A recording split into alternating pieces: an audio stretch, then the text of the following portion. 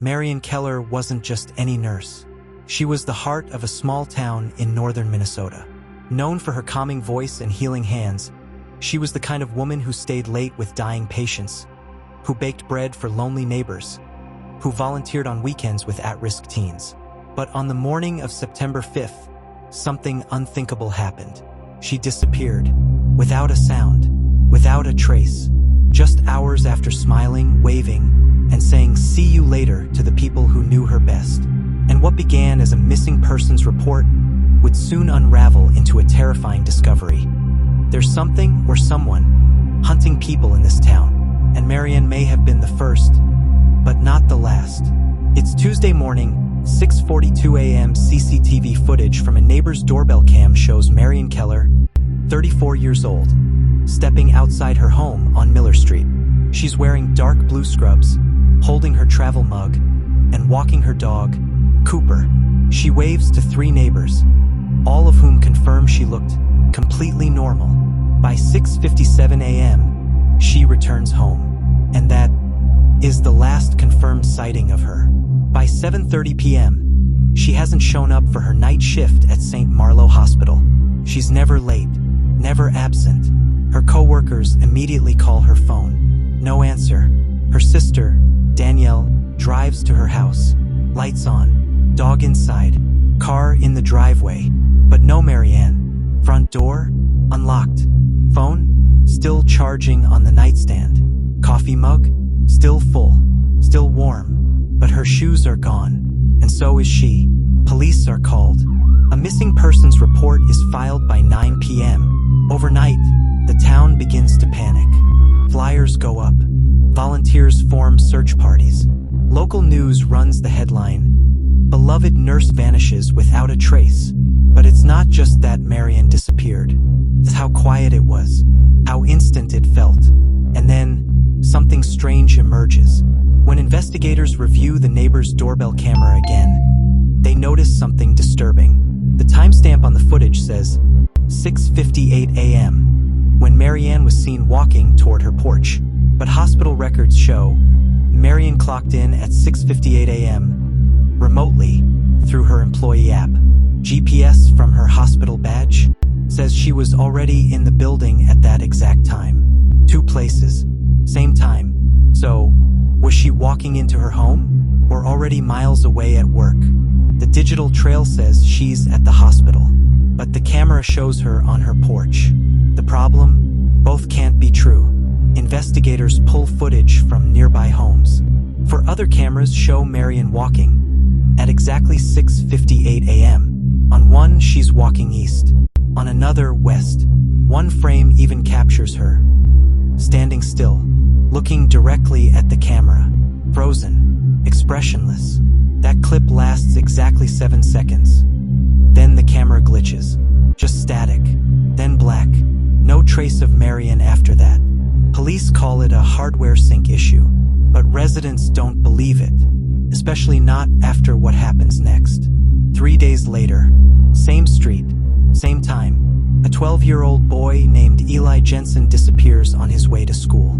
He was seen waving to a neighbor at, you guessed it, 6:58 a.m. No sound, no struggle, just gone. His backpack is found at the end of the driveway, zipped, untouched. Security footage shows him walking, then suddenly stopping, looking left, then vanishing behind a parked car. He never comes out the other side. That's when the FBI is called in. While searching Marianne's home again, a detective notices a loose floorboard in her closet. Underneath, a small leather-bound journal. Pages ripped, handwriting frantic. One line is repeated 12 times. He doesn't come at night. He waits for the morning. And always, 6:58. Another page says, Room 104. He told me not to ask questions. That time doesn't work the same anymore. Room 104 is where Marianne worked her last shift, and the room that housed a John Doe patient for 3 months. A man found in the woods, comatose, unidentifiable. He woke up the night before Marianne disappeared, and by the next morning he was gone too. No transfer, no discharge. Hospital has no record of him leaving. the investigation takes a darker turn. Marianne's phone history reveals that she made 3 calls the night before she vanished. 1 to her sister, 1 to the hospital, and 1 to a number that doesn't exist anymore. But using software, investigators trace the deleted number to a landline from 1994, disconnected for decades. It belonged to a man named Isaac Halloran, a former military psychologist whose research focused on neurological time disruption under trauma. His grave, located just 10 miles from town. But when it's exhumed, it's empty. The town starts waking up in fear. Parents pull kids from school. People refuse to go outside before 7 a.m. Everyone starts whispering about the Time Man. And then, on September 10th, Marianne's hospital badge is found. Not at her home, not at the hospital, but in a child's crib 3 blocks away, placed neatly under a baby blanket, unmarked, but pulsing with a soft ticking sound. A stopwatch, stuck at 6:58 a.m. That same night, a local radio station gets an anonymous call. A man whispers, "They're looking in the wrong place. Marianne didn't disappear. She split. You'll find her." Right before 6:59. And then the line goes dead. There came the frozen timestamps. Then another child disappeared, same time, same street. And just when things couldn't get more disturbing, her hospital badge was found tucked inside a baby's crib, next to a ticking stopwatch, frozen at 6:58 a.m. And then came the call. A man whispered, "They're looking in the wrong place. Marianne didn't disappear. She split. You'll find her." Right before 6:59. Then click. Line goes dead. That was 72 hours ago. And what the investigation uncovered next changes everything. The call was traced to a burner phone, dumped in a riverbed outside town. But when police recovered it, they found one saved recording. The file is 13 seconds long. It starts with static, then breathing, then a woman's voice. Shaky, urgent. "I saw myself again. I was already walking away, but I was still standing in the doorway." He said, "I don't belong to this time anymore." And then a deep male voice cuts in. Tick, tick. "She's almost gone." Then silence. End of recording. Investigators revisit Marianne's journal. The name Isaac Halloran, the so-called Time Man, comes up again. Official records say he died in 2001, but his grave was found empty initially. Now, new documents reveal he wasn't just a psychologist. He worked under a classified military research project in the 1980s. Codename Project Echo Phase. Focus: testing behavioral disruptions caused by temporal loop exposure. Translation: they were experimenting with time. And Marianne's patient in room 104? He was involved. His real name? Dr. Isaac Halloran. The same man believed dead 24 years ago. In an abandoned farmhouse outside town, police find an old wooden chest with dusty VHS tapes labeled Test 01, Split Seconds Test 03, Shadowing Test 06, Temporal Reentry, but one tape stands out. It's labeled Test 12 MK. They insert it into an old player. The screen flickers. Then there she is, Marianne, sitting in a hospital gown, hooked to wires, eyes wide, terrified. Dr. Halloran stands behind her, narrating. Subject displays high temporal sensitivity, confirms visual contact with self, reports time echoes and presence duplication. Escalating to test 12 at 6:58 a.m. The screen flickers, then the tape melts. Smoke, gone. But now they know Marianne was a test subject, and the morning she vanished was never real. Investigators get a tip from a local gas station. A clerk says he saw Marianne 2 days ago, staring blankly at a pump, barefoot. Security footage confirms it. She's there 6:58 a.m., wearing the same scrubs she disappeared in. She walks to the pump, lifts her hand, then freezes. Her image glitches, frame tears in half, and in one half she's smiling, in the other screaming.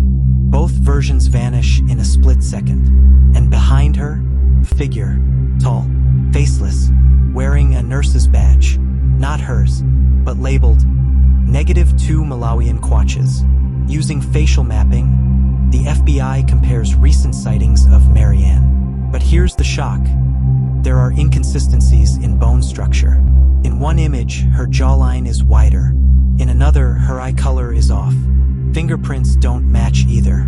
And the most disturbing detail? There are now 3 confirmed Mariannes seen across different towns. All at 6:58 a.m., same clothes, same face, slight variations. One was seen humming in a library. One was sobbing in a church. One was standing in a field, staring at the sun. None of them stayed longer than a minute, and none of them remembered who they were. Enter Dr. Leo McAllister, a physicist who once consulted for Project Echo Phase. He says what's happening is not supernatural, but synthetic. Project Echo fractured her identity. They created multiple timelines and dumped her into all of them. She didn't disappear. She fragmented. She's been multiplying ever since. He calls it conscious temporal dissonance. They cloned her memory, her body, herself. Now she exists in hundreds of realities, but only one version is original. The rest want to find her. That same night, police receive a strange dispatch from a psychiatric hospital 40 miles north. A woman is found naked in the hallway, muttering the words, "They're almost here. You can't stop time, only slow it down. I'm the real one. I'm the one who stayed." They run her prints. It's Marianne Keller, or at least one of them. She's taken into custody, eyes wide, repeating only one phrase, "You have to kill the others before 6:58. Just when the town thinks it can't get worse, all clocks in the police station stop. All of them. 6:58 a.m. exactly. Then the lights cut. A blackout hits half the town. Phone lines go dead. GPS trackers begin looping. And the original Marianne, the one in custody, grabs a pen and writes, "They're not people anymore. They're echoes. And they're coming for me. All of them. Tonight." She looks up and whispers, "I'm not supposed to exist." But neither are they. Suddenly, the power surges back. And she's gone. Vanished from a locked room. No signs of escape. Only her words written on the wall. 6:58 is not a time. It's a door.